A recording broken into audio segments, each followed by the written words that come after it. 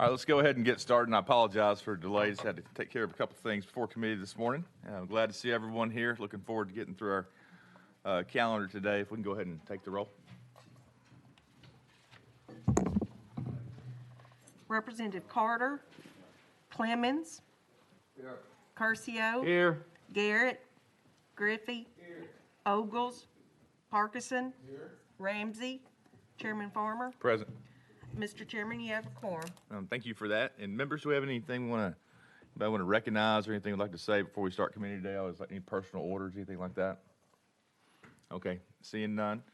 We have a calendar today. I'm going to go through the calendar and just make some announcements on those members who requested to have bills taken off notice before committee, or those members who's requested a roll before committee, before being recognized by the committee today. So by that, item 1, House Bill 1252 by Chairman Faison.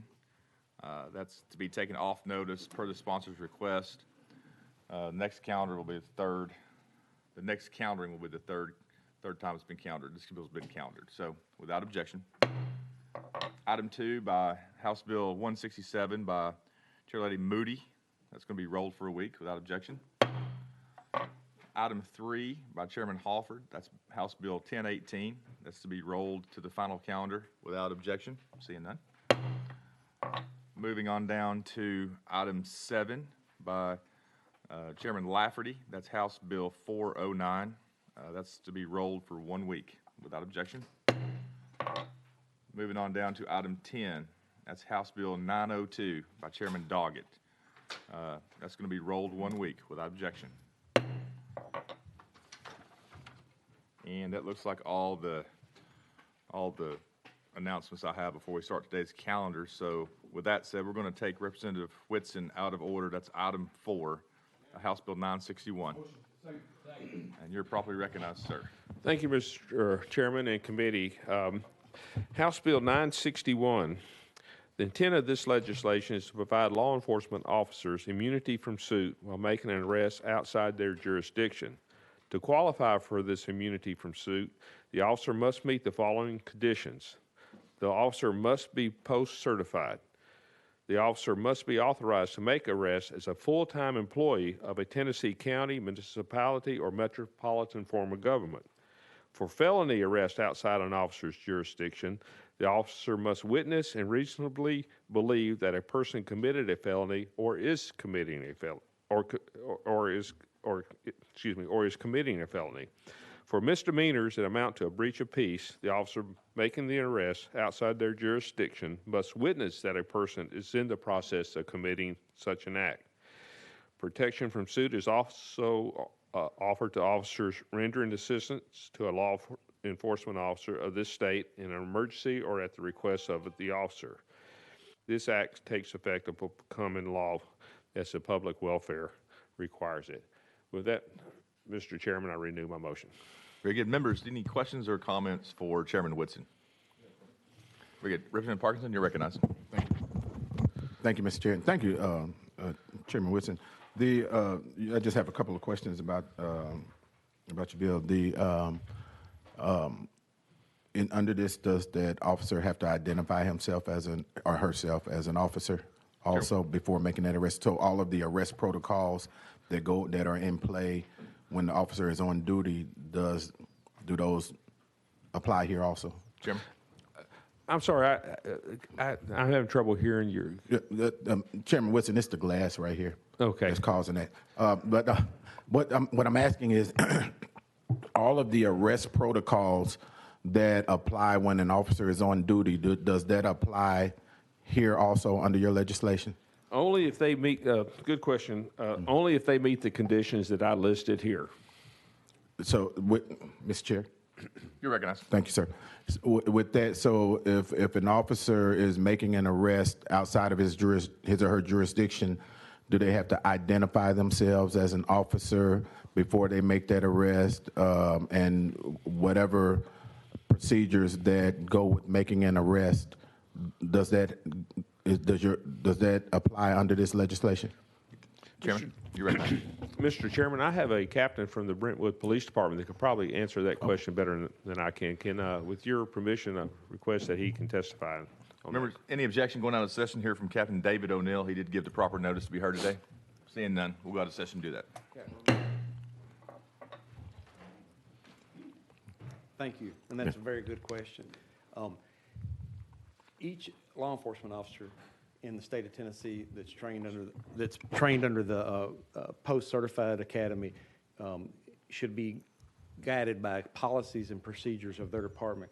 And for them to be able to make an arrest, they would need to be able to follow their policies and procedures, which would make them need to be able to identify themselves, because if they happen to be in plain clothes, they would need to be able to let the person know that it was a law enforcement officer, not just somebody trying to tell them what to do, or they would be in uniform and in their patrol car.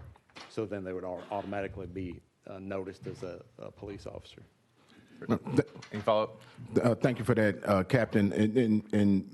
And I guess I don't know if this may be for you, Captain. I don't have an issue with the legislation, but I just want to make sure that, you know, we don't have situations that will put officers in harm's way by, you know, officers making an arrest and not following protocol for making arrests, so that a person won't feel like someone's trying to kidnap them or harm them, and then they defend themselves, and then we got a whole situation that's boiled out of control. And maybe this, Mr. Chair, maybe this is for the bill sponsor, you know, to see if he's okay with just clarifying that piece in the legislation. I can support the legislation, but I just want to make sure we make sure that everyone that acts under this new proposed law, that they're acting as if they are operating within their procedures that they've been trained with. Mr. O'Neill? Members, any other additional questions or comments while we're out of session with Mr. O'Neill here? Go ahead, you're recognized. Thank you, Mr. Chairman, and thank you for being here today. We know he's good people because his mom lives in the best district in the state of Tennessee. I just want to say for the record. Yeah, District 55. Are these police officers who'll be doing this, or law enforcement officials, do they have to be on duty when they do this? Mr. O'Neill?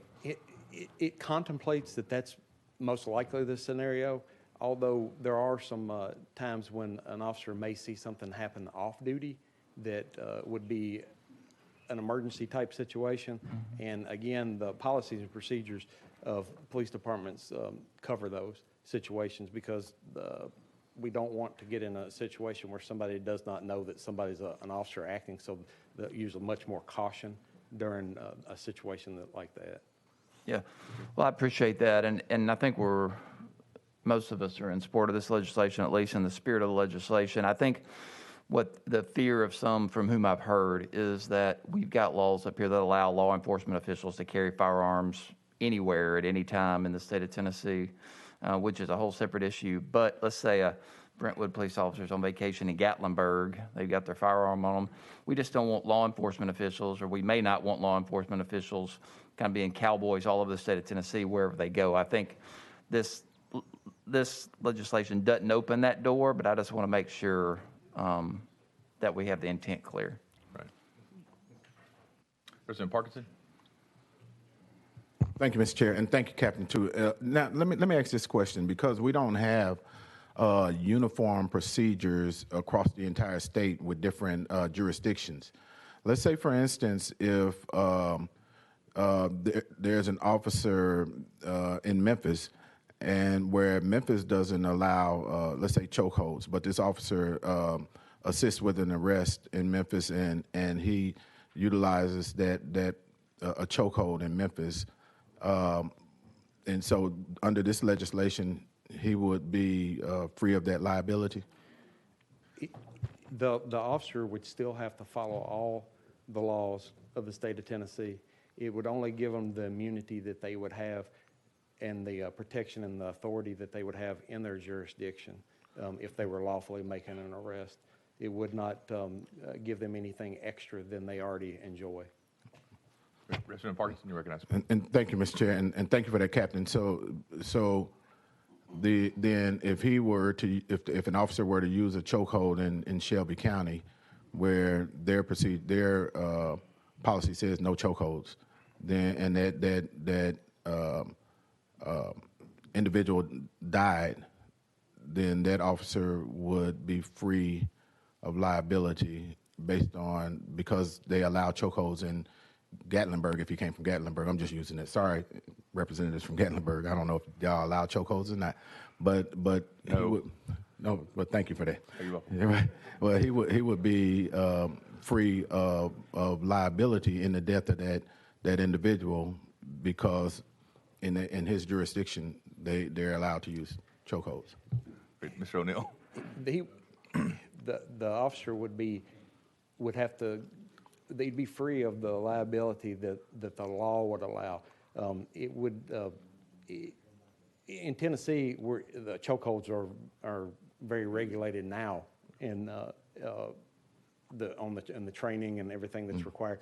Actually, they're prohibited. Chokeholds are prohibited in Tennessee. Okay. But grabbing somebody around the neck in some form or fashion during a really emergency situation, there are some circumstances where that may be okay under a deadly force situation, but the officer would be following the policy of their police department, but they would still be under the same laws for any officer across the entire state.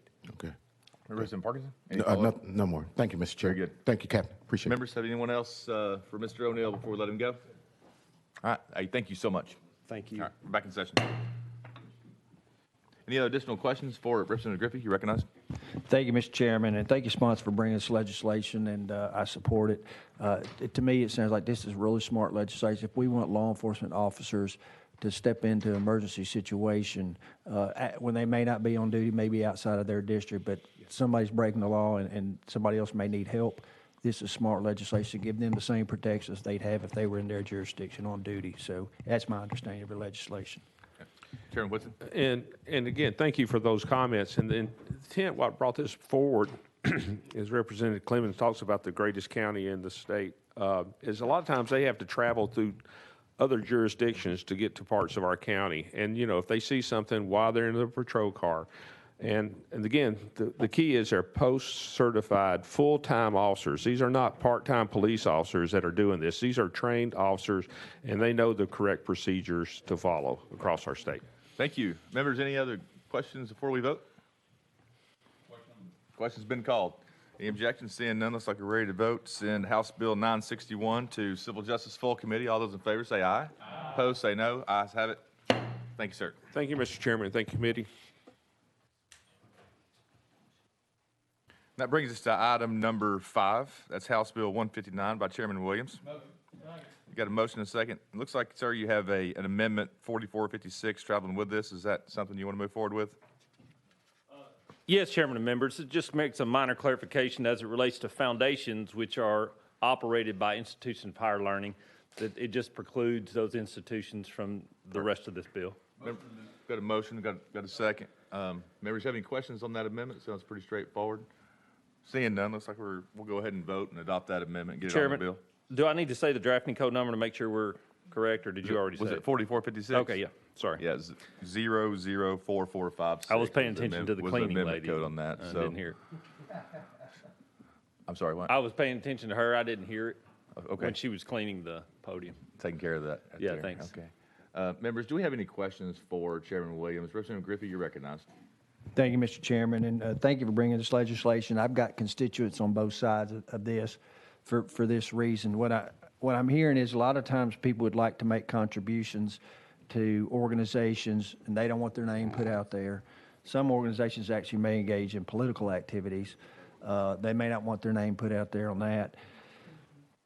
On the other hand, we have seen, I think, over recent history of lots of money go into certain political PACs, political action committees, political organizations, and who's funding those is anybody's guess. And it's my understanding this legislation may protect whoever, if you want to give $20,000 to some PAC and you want to keep it anonymous, this would protect your identity on that.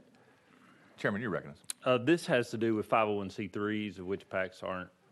This only deals with the 501cs. And so your example wouldn't necessarily apply, but the first example you would, for instance, I serve on the State Habitat Board. A wealthy individual decided they want to give $1 million contribution and it to be anonymous. Currently, you could find out who that was if you wanted to. This bill would prohibit that for a nonprofit. Representative Griffey? I think it's my understanding it's written under 501Cs, and there's a number of 501C subdivisions, C3s, C9s, other stuff. And it's my understanding that even political organizations may be tax exempt, but they can still take contributions as long as they expend the contributions regarding their political activities. I'm not sure, but I'm probably going to vote no on it, but I understand it because I'm just concerned, it seems like to me, that when we have issues of who's putting money into campaigns and whatever, transparency is always the best disinfectant to prevent, unwanted activities. So with that, I'd say thank you very much for bringing it. Thank you, Mr. Chairman. Thank you for those comments. Chairman Williams, any response? If not, that's okay.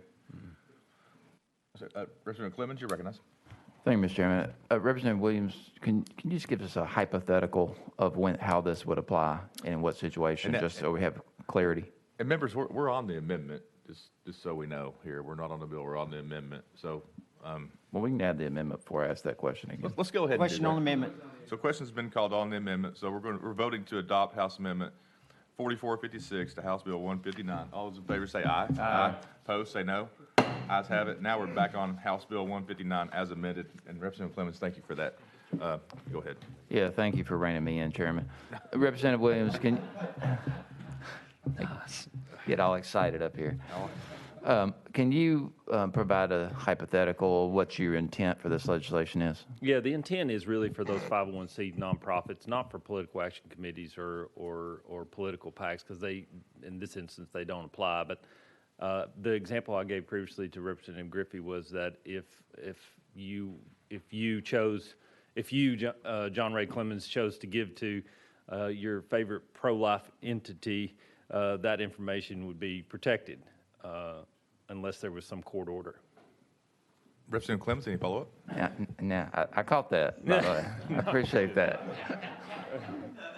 Thought you slipped that one by me, didn't you? Just losing votes everywhere. All right, thanks. Thank I you. appreciate it. Very good. I couldn't miss the opportunity. My apologies, Chairman. Representative Parkinson, you're recognized. Thank you, Mr. Chair. I have just a couple of questions. And I'm a founder of a nonprofit, so I like the legislation. But my first question is, why do we exclude the universities in the amendment? The second question is, are C4s excluded in this legislation? Because that's where the dark money flows. Chairman Williams. Two answers. First of all, the C4s are not included in this legislation. As it relates to the institution of higher learning, I have Tennessee Tech in my district. Every institution, and particularly the LGIs too, have foundations by which they're able to operate nonprofits. They're able to give to students through nonprofits where people make contributions and those such. It's imperative that the institution of higher learning and the foundation be able to communicate because of the way the funds flow, and so this allows them to do that. Representative Parkinson, any follow-up? Thank you, Mr. Chair, and thank you for that. But inside of the legislation, it explicitly states that C4s are not included in this bill. I don't know that it specifically does that.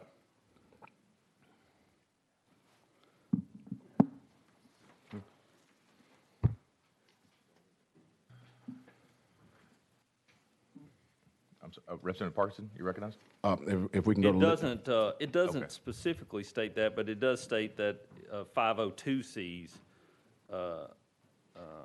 don't apply. I don't know all the federal designations for I just know this is 501C. Representative Parkinson? Thank you, Mr. Chair. If we can go to out of session for a second, hear from legal, if you don't mind, Mr. Chair, just to make sure that C4s either are or are not included in it, and if that's okay, because I think based on the sponsor's intent, I think it's for your regular nonprofit organizations that are C3s. Am I correct, Mr. Sponsor? Or am I incorrect? I'm sorry, I was looking on page section. It specifically says 501Cs under that Internal Revenue Code, so it would only apply to 501C. And It states in both section 1, paragraph B4, and section 1, paragraph C4.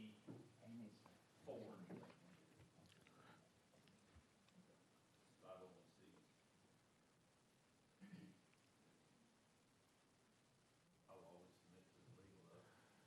Members, without objection, let's hear from legal. Let's go out of session real quick, hear from legal. Let's hear from Ms. Fogarty to answer that question. Michelle Fogarty, Legal Services. Could you restate the question, just to be clear? thank you, Ms. Mr. Parkinson, Chair. you're recognized. Thank you, Mr. Chair, and thank you to our legal expert. The C4s, if I'm not mistaken, are the entities under the IRS also that may have political activity.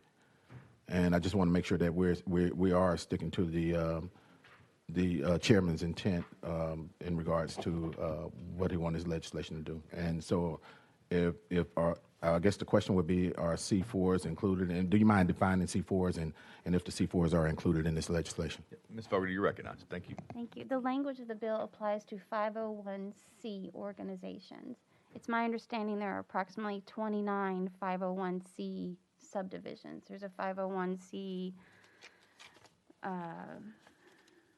C1, C3, C4. It goes all the way down to C29. So the language of this bill would apply to, it says 501c. It does not specify whether it's a 501c3 or a 501c4 or a 501c7. It just says 501c. Representative Parkinson, and I'm going to move to Representative Griffey. For legal. For legal. Any Thank- questions for thank- legal? Yes, sir. Thank you, Mr. Chair. And if we clarified this to only be 501c3s, which I hope is the sponsor's intent, that would make it for those nonprofits that he's speaking about. And if I'm not trying to step on the sponsor's toes, I just want to make sure that we're operating in the sponsor's intent. That's all, Mr. Chair. Very good. Representative Griffey? Thank you, Mr. Chairman. And again, I'm not trying to cause problems for the sponsor of this legislation. I was just trying to get clarification on that issue too. But it's my understanding 501c3s include religious charities, scientific educational groups, and cannot engage in political activities except for some voter registration activities. But 501c4s and C5s and C6s, C4s are social welfare organizations, C5s include labor and agricultural groups, and C6s include business leagues, Chamber of Commerce, real estate boards, and boards of trade. And it's my understanding under 50C, 4, 5, and 6, groups can engage in political activities as long as the activities do not become their primary purpose. And again, this is a tough issue. If we're talking about political activity, it becomes a much tougher issue. I have constituents on both Is this a sides of question that, but for I legal? just did. I just Is this a wanted. question for legal? It- We're out of is it session right legal's now, is it so legal's Steve- understanding that 4, 5, and 6 can engage in political activities, and would this bill actually include 4, 5, and 6? Thank you. The language of the bill only specifies a 501c. It does not specify any specific subdivision. And based on my research, a 501c4 would include civic leagues, social welfare organizations, local associations of employees. A C5 includes labor, agricultural, and horticultural organizations. And a C6 includes business leagues, chambers of commerce, and real estate boards. I don't know the specifics about any further of those organizations. Representative Griffey, any follow-up for Ms. Fogarty? Okay, Representative Clemens? Thank you, Mr. Chairman. This is another question for legal. I apologize. There's a section in here in sub E on page 3. Says this section does not preclude a report required or disclosure required by Title II, Chapter 10, or Title III, Chapter 6. Those, of course, are the campaign finance disclosure chapter and the ethics and lobbying chapters. So does that phrase narrow that down at all, or are we still opened up to the full C chapter? Ms. Fogarty?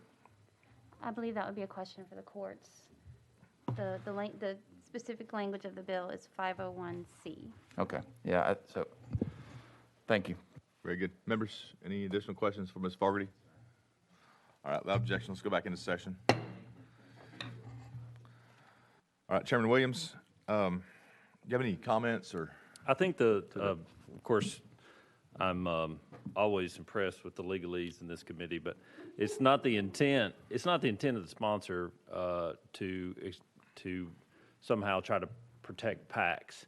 But on the other hand there are, as described by what some of these other entities, 501c entities are, they're people that are groups that would like these protections. And so I guess you would say I'm at the will of the committee. I'd like to clarify that it's PACs, but in both 4, 5, and 6, there may be entities like social welfare or agriculture or others that were described that these kinds of nonprofit contributions want to be made. And so protecting this basic information, I think would be important. And I didn't see anything, if I may, anything in the bill that would preclude or deny anyone from their obligations of filing their disclosures, their quarterly, yearly disclosures from the PACs, from X, Y, and Z. So I don't think we're dealing with a transparency issue here. We can get into the semantics and sections and such forth, but I don't think this is going to have an impact with regards to money. So anyhow, Representative Parkinson, you recognize? Thank you, Mr. Chair. I want to support the bill, and I guess I just ask, I understand the sponsor's intent, and Mr. Sponsor, are you okay with just, I don't know if even the chair would allow it, but just a verbal amendment just to say PACs are not included in this? Chairman, you recognize?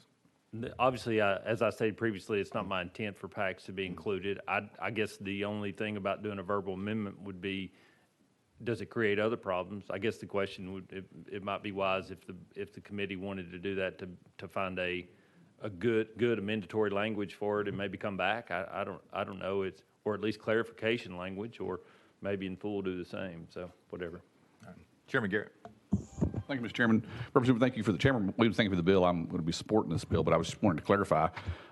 In the language of the bill, there is nothing in the bill whatsoever that mentions the PAC, mentions the campaign committee, or anything related to any sort of campaign whatsoever. Mm-hmm. And you've obviously demonstrated your intent.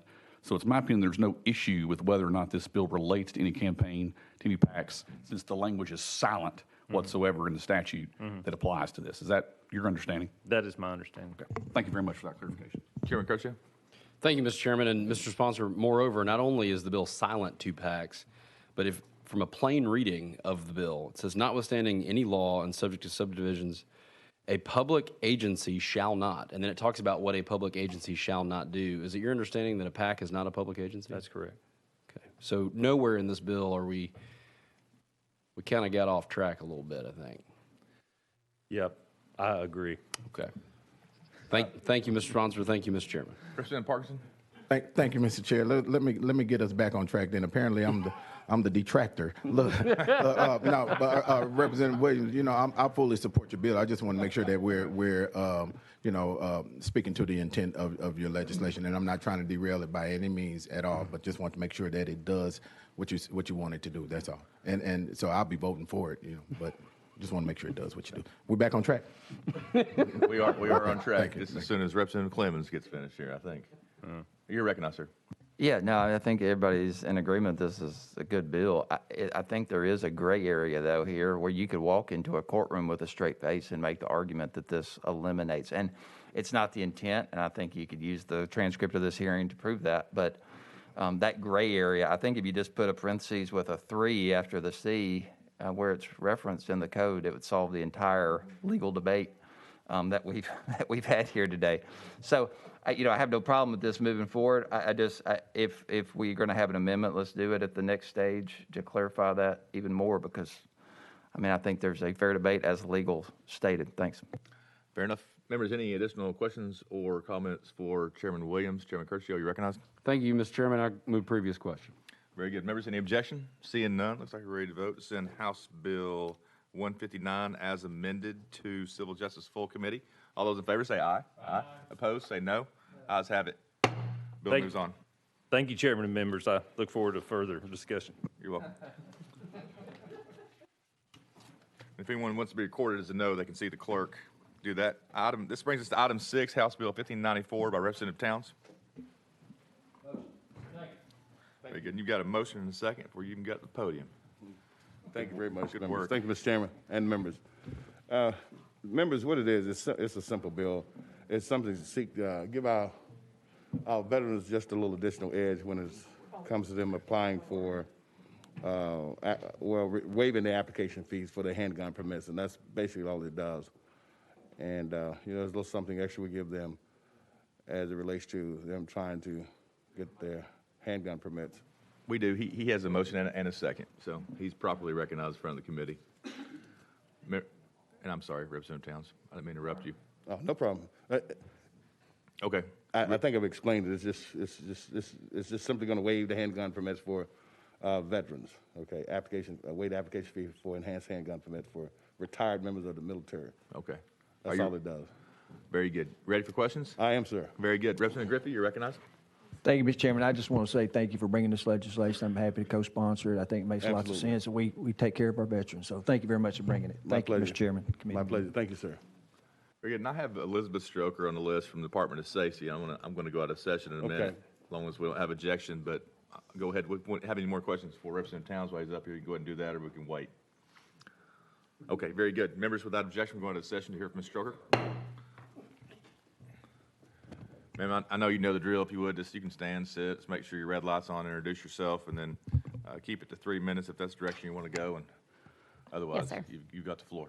Thank you. Elizabeth Stroker, Department of Safety. I'm the legislative director as well as one of the attorneys with the department.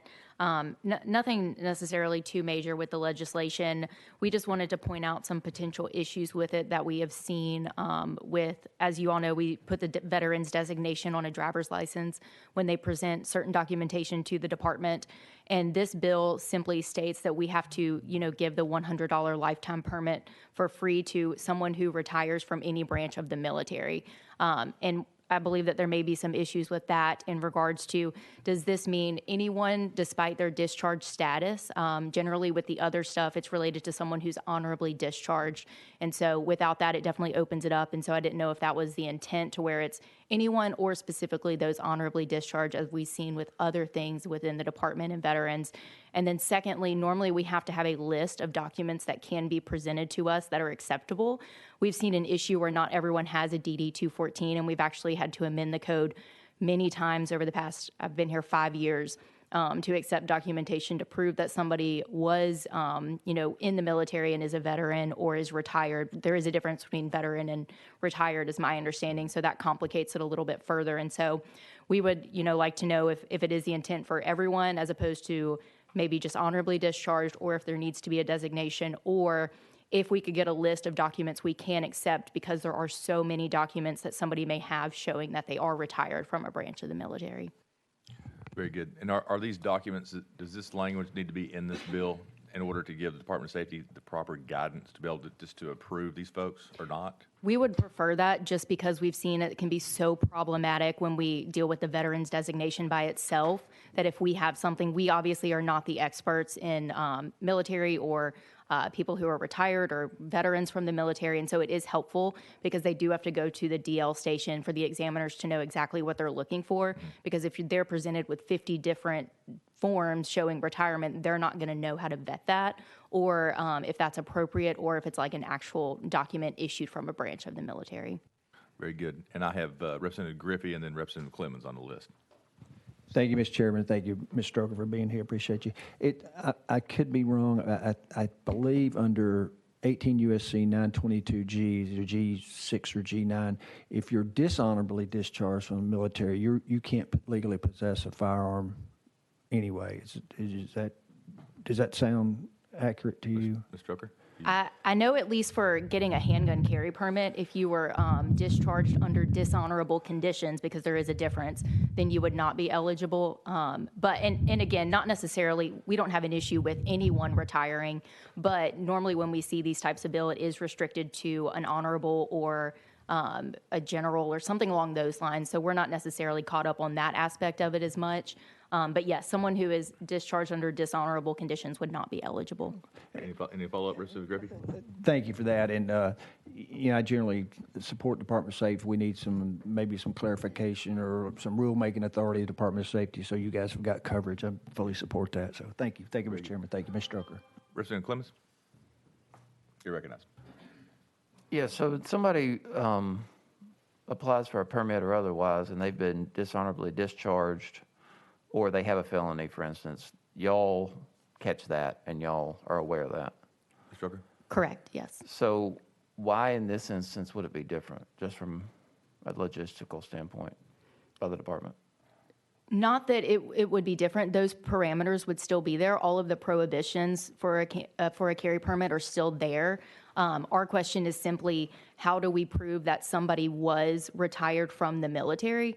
Because we found whenever we do the veterans designation on a license that there are many, many, many documents that can be presented to us, and it is helpful whenever we have specific documents that have to be presented, so we know that this is an actual document, that this person is not, fraudulently saying that they were retired from the military to get this benefit. And so it's to ensure that the person receiving this free permit is actually eligible for it, for us to have some type of guidance on what to accept. Representative Clemens? So your concern here is not how they were discharged, it's that they were discharged. Correct, and Okay, yes. that clarifies for me. And again, just wanted to bring up, I don't know if this was the sponsor's intent, but with other things, like with the veterans designation, they do have to be honorably discharged. And so I didn't know if it was meant to be everyone included. We don't really have a preference there, but just wanted to point that out. Members?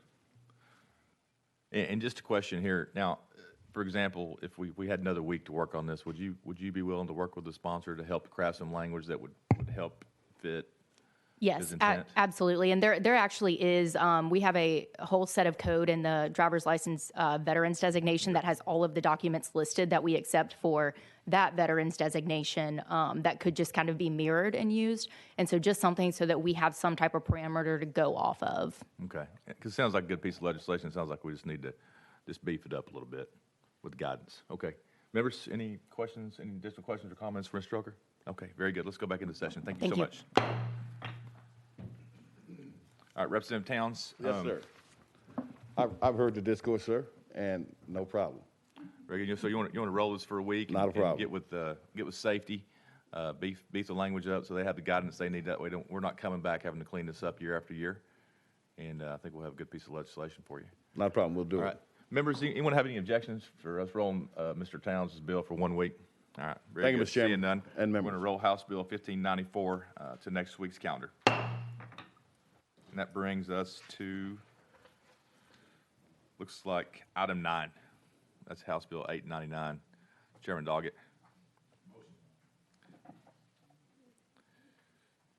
I may need to back up there. Item 8 is Representative Chisholm's bill, and I had heard that he wanted to roll that. Was told that, but I wasn't told that by him.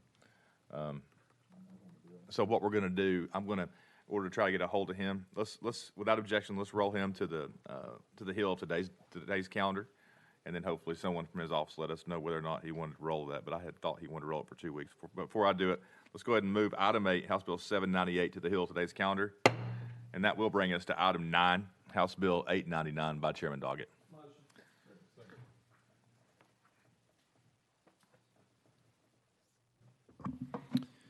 Well, good morning, and thank you, Mr. Chairman, and You're members recognized, of this sir. committee. And just so you know, I've about said out of service twice today. Well, and I'll say it 2 times tomorrow, I'm Okay. sure. Yeah. So- I've wanted to go out of service twice and sit out of session. So Right. you walked in, and I think it just has been on my mind. Well, here in a so. few moments, I think we'll have an opportunity for you to go out of service. Perfect. So Perfect. All right. Yeah, But- I do have Ms. Strucker on the list to speak to this bill. So that is correct. Members, I thank you for entertaining me this morning. This is some legislation that we brought last year that we worked on for a few weeks, trying to get the language right. Our intent here is very simply to add into the section of code, which we reference, the Tennessee Firearms Freedom Act, where we're listing and displaying that all rights enjoyable by the Article 1, Section 26 of our state constitution and those of the Second Amendment of our United States Constitution are a civil right listed in there. It is our intent that those rights not be infringed upon, and if they are, without due process, that there are certain remedies that an individual, a citizen of this state, can exercise for those violations. And so we had made some changes to it last year. I stand for any questions that you may have of that in regards to this. We have members. Does anyone have any questions for Chairman Doggett on this bill? All right. I don't think we have any questions for you, but without objection, we'll go out of session. We'll hear from Ms. Stroker.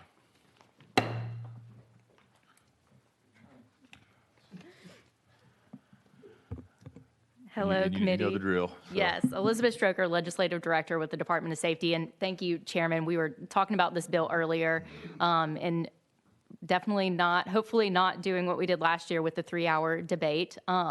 We had just, unless y'all want to, but we had just recommended that the language be a little bit tighter so that it would have to be related to if a final court, so either the U.S. Supreme Court or the Tennessee Supreme Court found that something was unconstitutional, as opposed to just any judge or any court finding it unconstitutional, just because we all know that that can be appealed and that can take time. And so we didn't want to be subject to any type of litigation or lawsuits in the interim while something was being appealed, because we do have that often. If we, deny a handgun permit, somebody can take it to their local judge, they can overturn it, and then we have to appeal it. And so we would just prefer that it be a final adjudication from a higher court. Fair enough. Members, any questions for Ms. Stroker? All right. Thank you. Thank you. That was less than 3 hours. All right. Without objection, we'll go back in session. All right, Chairman Doggett, and you heard Ms. Stroker there. Is there room for compromise here? Is there something we need to work on, or do you think the bill does what it needs to do?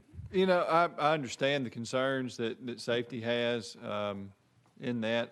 I think, last year we had a lot of the same concerns. I think the language that we worked on last year and got it to where it passed, ended up passing through the full committee without anything. I think that we're in a good place, but if there is a need for us to go back and re-examine this, I'm open to the committee's suggestions, but I personally feel like we're in a good posture.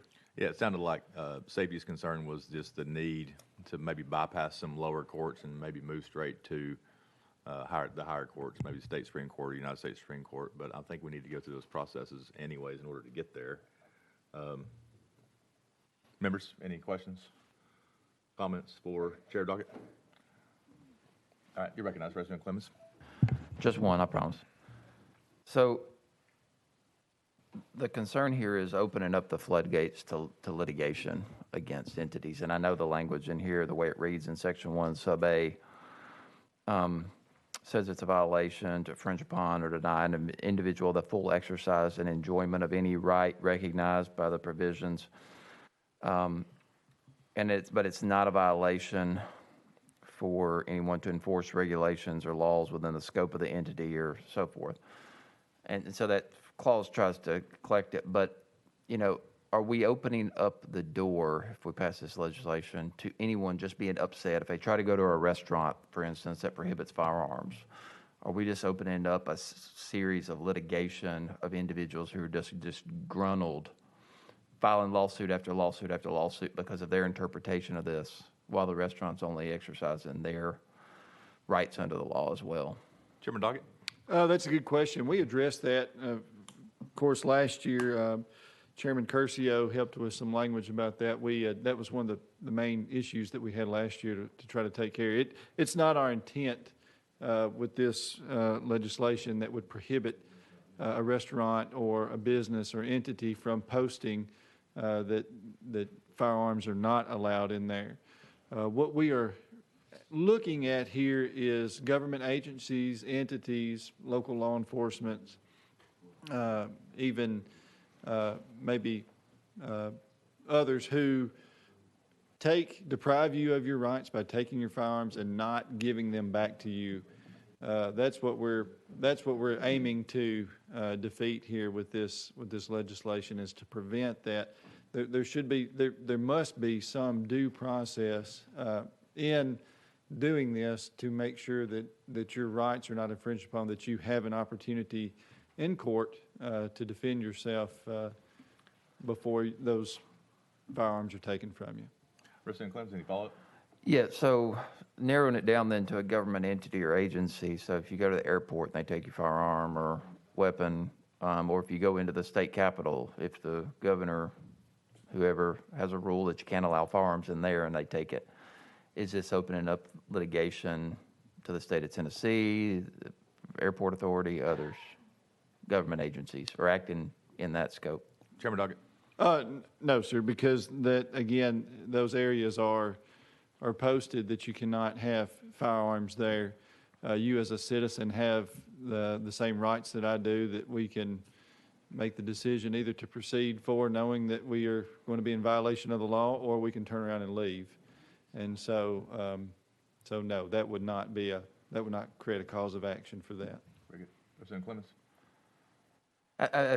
You answered my question. I appreciate it. I just can see, let's say worst case scenario, some organization decides to fund a bunch of litigation to try to disincentivize certain agencies or persons from exercising their rights and prohibiting these firearms. And it gets to the point where it's just fiscally the cost-benefit analysis of prohibiting them versus just allowing them just because they keep getting hit with suit after suit after suit, even if they get dismissed. That's a concern of mine. So thank you for answering my questions. Very good. Members, Representative Griffey, you recognize. Thank you, Mr. Chairman. Thank you, Representative Dogg, for bringing this legislation. While there could be some concerns, I think the legislation is addressed to state actors violating clear law and the rights. I think currently, if you had an overly zealous law enforcement officer or agency that was depriving someone's rights, it's extremely difficult for an individual to go up against that governmental entity to protect their rights to have a firearm. And so what I think this is doing is giving that individual citizen a little more protection to say, look, here's the law. You can't violate the law. If you do violate the law, even if you're a governmental entity, you have consequences too, and you could be subject to civil action, so that the person's rights to carry a firearm are protected. So I support the legislation on that basis. Thank you. Members, any more questions, comments for Chair Doggett? Seeing none, looks like we're ready to vote to send House Bill 899 to Civil Justice Full Committee. All those in favor say aye. Aye. Opposed, say no. Ayes have it. Bill moves on. Thank you. Thank you. And that brings us to item 11. Representative Manis.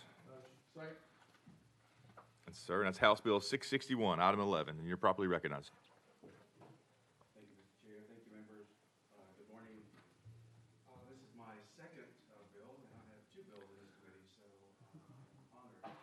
So House Bill 661 is pretty simple. The current law requires the Comptroller's Office to complete an annual audit of a portion of the handgun permit application fee that is appropriated to the TBI. The Comptroller's Office routinely audits the TBI during the sunset performance cycle. It is more efficient for the Comptroller's Office to audit the handgun permit application fee during the sunset cycle than annually. Keep in mind the funds will still be reconciled and accounted for, but the audit of this fee is duplicative and can be audited during the TBI sunset during that process, during the audit process. So, we're always looking, the Comptroller's done a great job on looking for efficiencies within the office, and from my many years of business experience and from my city government experience, efficiency in government is always important, so I'll entertain any questions. Very good. Members, do we have any questions or comments for Representative Manis? Seeing none, looks like we're ready to vote. Send House Bill 661 to Civil Justice Full Committee. All those in favor say aye. Aye. Opposed, say no. Ayes have it. Bill moves on. Thank you for that. And that brings us to item 12, House Bill 944. Representative Manis, you've got a motion, you've got a second, so you're properly recognized. Thank you, Mr. Chair. House Bill 944 seeks to unify the code by deleting TCA 8-21-409 that is written only as it applies to the two fee-based court systems in Knoxville. These two courts are the only ones out of 95 counties to have a different fee structure. House Bill 944 would put these courts in line with the rest of the state. It also would have a positive impact on court fees with these two local courts. This legislation was brought to me by the Clerk and Master of the Knox County Chancery Court and also the Honorable Charles Susano. This piece of legislation originally was added to code in 2005, so I'm willing to entertain any questions, Mr. Chairman. Thank you. Members, do we have any questions or comments for Representative Manis? Representative Griffey, you're recognized. Thank you, Mr. Chairman. Thank you, Representative, for this legislation. I have one question. Will this allow higher fees to be charged to citizens in Knox County, or will the standard fees lower than what Knox County is currently charging? It will be Representative Manis, higher. you're recognized. I'm sorry. You're fine. I'm sorry. It'll be higher fees, and it puts it in line with the rest of the counties within the state. Representative Griffey? Well, regrettably, I'm going to vote against it just because it's raising fees on court litigants, and I think the fees we charge court litigants is very high already. So, but appreciate you bringing it. So thank you. Members, any additional questions or comments for Representative Manis? Seeing none, looks like we're ready to vote to send House Bill 944 to Civil Justice Full Committee. All those in favor say aye. Aye. Opposed, say no. Ayes have it. Bill moves on. Thank you, sir. Thank you, members. Very good. Thank you. Brings us to item 13, House Bill 1303 by Representative Bricken. You got a motion and a second on the bill, and I know you have an amendment with this, 4650, 004650. Is that an amendment you want to move forward with? Yes, sir. That amendment makes the bill. All right, I've got a motion and a second on the amendment, and sir, if you would just go ahead and explain the amendment to us. I have a pretty good idea what it does, but Thank you, Mr. Chairman and members of the committee. This bill is a limited jury duty exemption bill for citizens of our state that are 75 years or older that provide a written declaration to the jury coordinator that they're unable for physical or mental reasons to perform jury duty. Very good. Members, any questions I have? Chairman Curcio? Thank you, Mr. Chairman, and thank you, sponsor. I know that we've been talking about this now since last year. This is something that I've worked with my clerk on extensively back home. I know she's been very committed to trying to come up with some sort of a workable solution to this. I just want to thank you for your patience as we worked through this, and appreciate you being so amenable to changes and conversation. So thank you. You're quite welcome. I think we got to a good spot. Representative Griffey, you're recognized. Thank you, Mr. Chairman. Thank you, sponsor, for bringing this. Again, I want to echo the chairman's comments. If you've been amenable to suggestions and possible ways to make the bill better, I checked with my circuit judge, and he felt like 72 to 75 years of old, and the affidavit's not necessary. So I thank you for doing those changes, and I'm going to fully support your bill. Thank you. Thank you. Very good, members. Representative Clemens, you're recognized. Yeah, thank you, Mr. Chairman. And I want to clarify, is the jury coordinator making this determination to excuse them, or is the judge making the determination? Well, I think the judge has the final say on this under each court. And again, I don't know the layers at the court on selection of juries between a coordinator but my understanding is the jury coordinator works under the direction and pleasure of the judge. So. Well, I know in the counties that I work in, usually that jury coordinator is the circuit court clerk. Yeah. So, members. All right, we're on the amendment. Without objection, we're going to vote to adopt House Amendment 4650 to House Bill 1303. All those in favor say aye. Aye. Opposed say no. Ayes have it. Now we're back on the bill as amended. It's been explained. Any additional questions or comments? Questions been called on the bill. Ready to vote to send House Bill 1303 as amended to Civil Justice Full Committee. All those in favor say aye. Aye. Opposed say no. Ayes have it. Bill moves on. Thank you for your hard work. Thank you, members and Chairman. And that brings us to item 14, House Bill 640 by Representative Alexander. Second. And ma'am, you already have a motion and a second, so you're properly recognized in front of the committee this morning. And you're Thank you, recognized. Chairman. Thank you, committee. The bill I bring before you today actually started with the Chattanooga Women's Fund. 1 out of 5 women fall into a poverty level.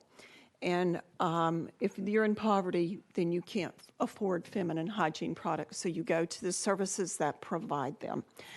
And we know that a lot of women, because of COVID, have missed work, have missed school because they could not afford the feminine hygiene products that they needed for their periods. Because of that, the organizations that provide those free of charge would just like not to be held harmless. Tampons are considered a Class II medical property, and so because of that, and the fear of toxic shock syndrome and someone suing them where they've handed them a product would be no different than going to a food bank and getting a can of food that you ended up with salmonella poisoning. So we just need to protect these organizations that are trying to take care of the needs of women. Very good. Members, do we have any questions or comments for Representative Alexander? Representative Parkinson, you're recognized. Thank you, Mr. Chair. I was looking at the calendar, and I was thinking about the other Representative Alexander when I was looking at this. But I want to thank you for bringing this legislation. This is a good bill, and it speaks a lot to your level of compassion for those that are struggling in our state. Thank you for bringing this. I appreciate it, and I want to sign on also. Thank you. Chairman Ramsey, you're recognized. And I've had a lot of comments from the public, my constituents included, in favor of this. We appreciate you bringing it, and long time needed, so I'd like to sign on as well. Thank you. Very good. Members, any other comments or questions for Representative Alexander before we vote? All right, seeing none, without objection, looks like we're ready to vote to send House Bill 640 to Civil Justice Full Committee. All those in favor say aye. Aye. Opposed, say no. Ayes have it. Bill moves on. Thank you, Chairman. Thank you, Committee. Yeah, good job. Thank you. And that brings us to item 15. That's by Representative Campbell. That's House Bill 928. Members, and that's going to be rolled for 1 week without objection. Rolled for 1 week. And then moving on down to item 16, House Bill 699, but also by Representative Campbell. And you've got a motion and a second, sir, and you're properly recognized in front of the committee. Thank you, Mr. Chairman. The Johnson County, Tennessee Commission sent a resolution to me requesting that they have the opportunity to increase the General Sessions Judge role from a part-time position to a full-time position. This legislation would authorize them to pass the appropriate resolution to accomplish that goal. Very good. Members, any questions for Representative Campbell? Pretty straightforward. Very good. Questions been called on the bill. Looks like we're ready to vote to send House Bill 699 to Civil Justice Full Committee. All those in favor say aye. Aye. Opposed, say no. Ayes have it. Bill moves on. Thank you, sir. Thank you. That brings us to item 17 by Representative Garrett. You've got a motion and a second. Sir, and you're properly recognized. Thank you, Mr. Chairman. This bill deals with venues for lawsuits that dealing with the constitutionality of certain statutes.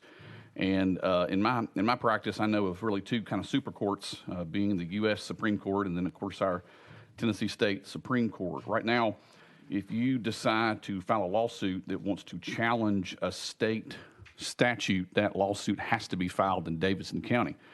And it's interesting, in my law practice, I received a call from someone in West Tennessee who obviously wanted to challenge some sort of statute that he thought was unconstitutional. I got to do some research and realized that his only choice was to drive all the way to Nashville and file that lawsuit, Mr. Chairman. And so what this bill does, and typically how lawsuits are started, is if you are harmed, and if you have a car wreck in Sumner County, well, you can actually file your lawsuit. If you don't live in Sumner County, you can file it in Sumner County, or you can file it where the defendant resides. That's typically how a lawsuit is began and where venue is. Well, here, the defendant here, of course, is the entire state of Tennessee, and where you live is not venue for a particular action to challenge a statute that you may think is unconstitutional. So that's what this bill does. It puts, if you are a plaintiff and you want to challenge a state statute for unconstitutional purposes, you can file that in the county where you live. Mr. Chairman, I'll be glad to take any questions. And thank you for that explanation. Members have any questions on that? Representative Clemens, you recognized? Yeah, I have a concern, multiple concerns, but I'll just limit it. But what is the basis for holding venue in Sumner County if a foreign resident files suit? Representative Garrett, you recognized, sir. Sure. I think the better question is why not?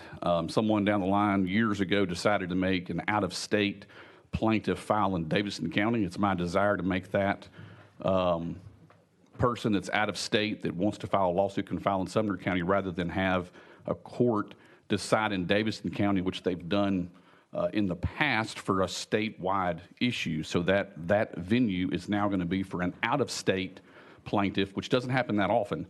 That venue is going to be set in Sumner County. Very good. Representative Clemens, any follow-up? Yeah, I mean, and why not Granger County? Why not Blount County? I mean, if we're going to argue that matter, I mean, the reason we have Davidson County is because this is where the capital is located. This is where the state attorneys are based out of. The lack of a fiscal note on this is interesting. I don't understand the logic of pulling venue out of Davidson County under any circumstance, specifically just picking arbitrarily Sumner County for foreign residents. It's I've yet to see the logic or reason for that. So I guess you've spoken to that. So I've said my piece. Thank you. Representative Good, you can follow up if you'd like. If not, then I think we are now. Members, any additional comments or questions for Representative Garrett? All right, Representative Parkinson, you recognize. Just a quick question for clarification. So does this actually remove the ability for Davidson County to?